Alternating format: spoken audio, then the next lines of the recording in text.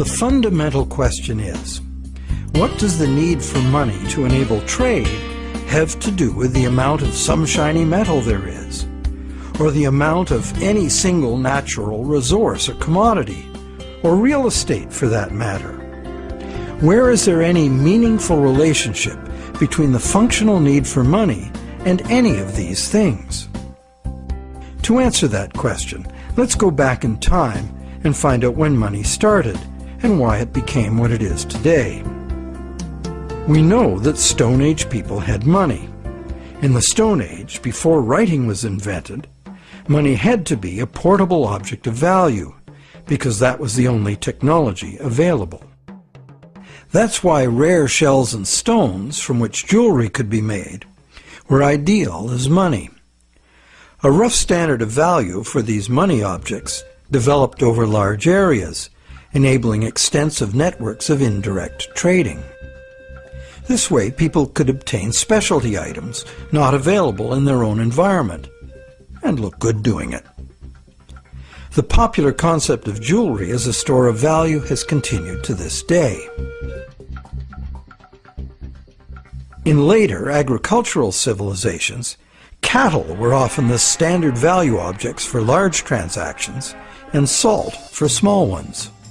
Salt was rare in those days and valuable. Roman soldiers were paid in salt, thus the term salary, meaning payment for services. With the invention of writing, trade in other commodities could be carried out using promises of cattle and salt. The cattle and salt weren't necessarily what was finally delivered.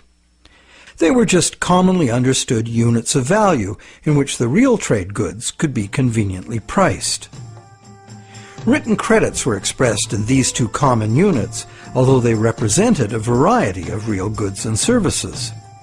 This form of money was ideal for local economies, where traders were known to each other and pledges could be collected upon.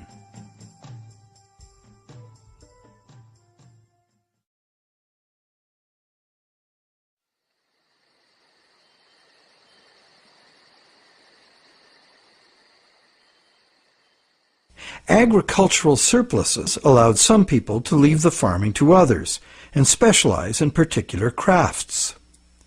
This resulted in improved skills and better tools, and that led to further gains in productivity. This specialization of labor required increased trade, as more people opted to produce a single item of enhanced value. They would then need to trade their specialty for the broad spectrum of necessities that past generations had produced for themselves. But direct barter was inefficient, so more trade led to a greater need for money. Over many centuries, various forms of money were tried. Eventually, gold and silver coins proved to be the most useful money objects, because they were conveniently portable and similarly valued across large areas of the civilized world.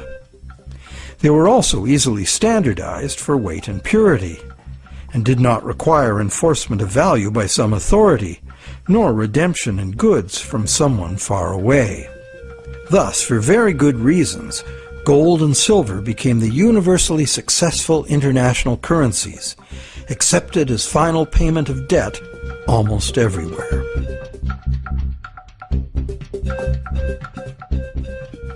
The problem with a system in which money is a standard commodity is that it is most efficient when only one standard commodity is used. But if you do that, it makes the value of money exclusively dependent on the quantity of that one commodity in relation to all other commodities. For example, the Spanish thought they would be fabulously wealthy with all the gold they stole from the Aztecs and the Incas, and then turned into money back home. But when the gold got back to Europe, sure, the amount of gold increased, but it didn't increase real productivity in proportion. Fertilizer would have been more useful for that. So because there was no big increase in real stuff to buy with it, the value of gold decreased, and the Spaniards discovered that gold had no absolute money value in itself, as many people had imagined it would. Its value was determined by its abundance relative to the value of real goods and services to be bought. Yet many continue to argue that the value of gold, a luxury item of no practical use to most people, should be the measure of value for all the real goods and services essential to our lives. While some campaign for a return to gold, others mistakenly believe that today's money still does represent gold held in a vault somewhere. That hasn't been true for decades.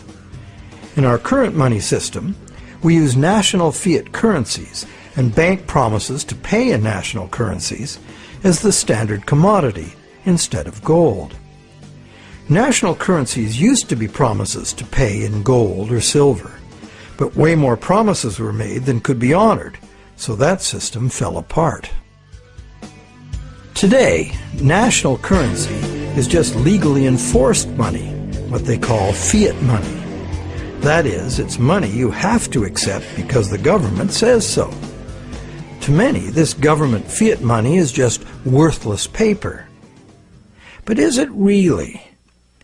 We can pay our taxes with it, and governments, especially local ones, provide essential services paid for with those taxes, like roads, schools, hospitals, libraries, police, and military. So government fiat money isn't worthless at all. Now, it is true that consumers of government services have no individual free market choice as to what their tax money is spent on and what services they receive. In fact, many taxpayers may not want those services. So therefore, this money can rightly be accused of being monopolistic, coercive, and socialist. But government is coercive, monopolistic, and socialist by nature, isn't it? What else should it be? Government in a democracy or a republic is ideally a single authority, empowered by society to enforce laws agreed upon by society for its own collective benefit. In a free market economy, government must provide the level playing field of law within which the free market can function. And it also has to provide the referees to enforce the rules of the game. Those who are nostalgic for the freedom of the frontier should recall that the first thing early settlers usually did was elect a sheriff and build a jail and collect taxes to pay for both, for good reason. So government fiat money isn't inherently worthless by nature. Governments at all levels offer vital services in exchange for it. It only becomes worthless when government creates too much of it, which it often does, and for the worst reasons. While many reformers are fixated on the differences between gold and fiat currency, what's more important is the essential similarity. Being single, uniform commodities, gold, silver, national currencies, and bank credit all share the characteristic common to monies for millennia past. The more money there is, relative to the real things available to buy, the less the money unit is worth. Thus, the total quantity of money in circulation is extremely important to maintaining the general price levels. And today, this quantity is largely determined by the demand for new money to purchase real estate and speculative equities. This makes the supply of money for general trade particularly vulnerable to real estate and stock market bubbles.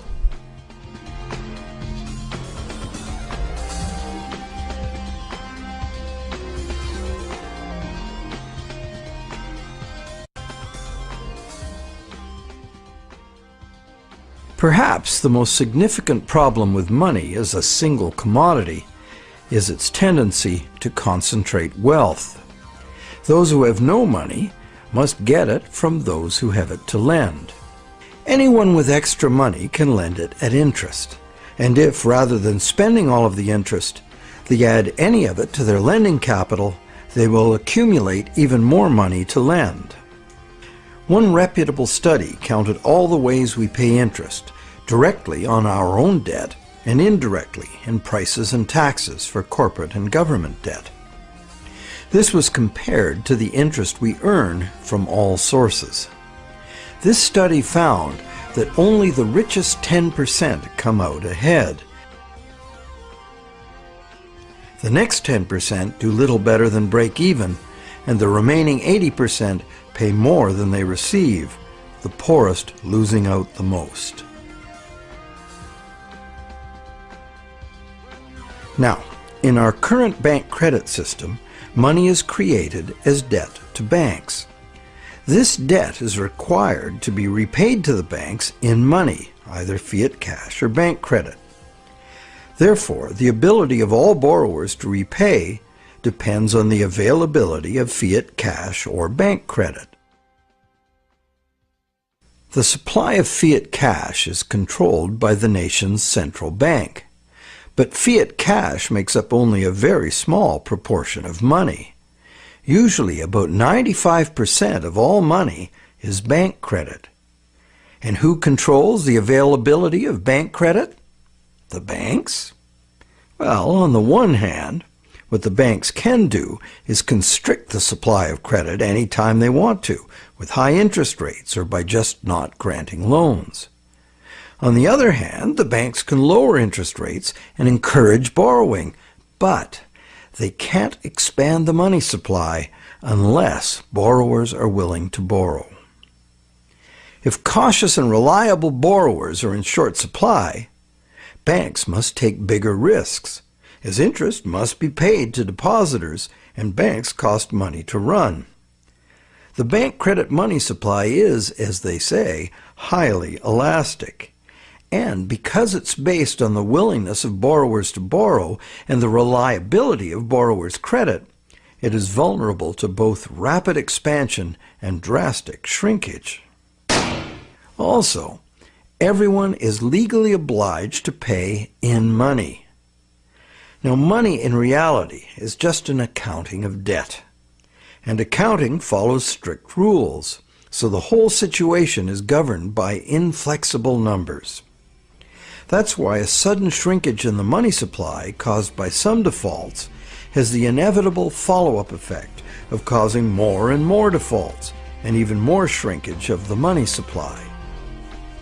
This self-reinforcing downward suction leads us into economic collapse and the economic and social absurdity of unemployed, dispossessed people camping outside their empty, vandalized homes. And what does the government do about it? It loads bankrupt taxpayers with astronomical fantasy debt that will never even be reduced, never mind paid off.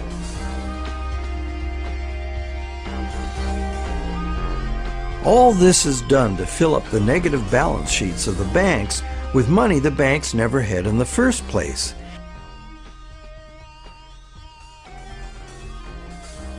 And then they use it to pay themselves obscene bonuses.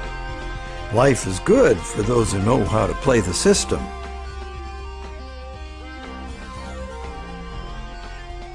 The bailout scam was the biggest daylight robbery in the history of the world, so far.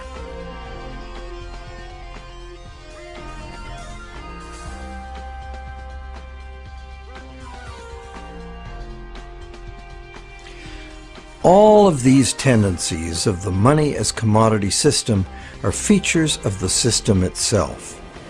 The greed and corruption comes in as those who understand the system profitably surf the inevitable waves of boom and bust. Those who understand the system know what's coming and even precipitate it when the time is ripe for them to take advantage of disastrous mass events for their personal and political gain. But it's the structure of the system itself which gives them the opportunity.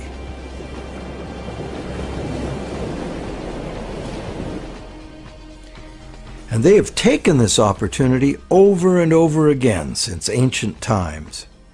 People complain of the injustice, blame each other, blame the left or the right or whoever the scapegoat of choice is. But they never really catch on to the reasons this keeps happening. That's because most of us shy away from trying to understand the true nature of money and of freedom. The basis of freedom is essentially the freedom to exchange goods, services, ideas. If you create something in proven demand, you and only you should have the right and the freedom to create and spend the credit money needed by someone to buy it. Money as a portable uniform commodity was invented a very long time ago. It was the only choice using the technological means available at that time. But times have changed. So why is this outmoded technology still the prevailing concept we have for money? Could we go beyond money as we've known it? Could there be a new basis, a fresh concept, a design that could more effectively address the real purpose of money in the 21st century?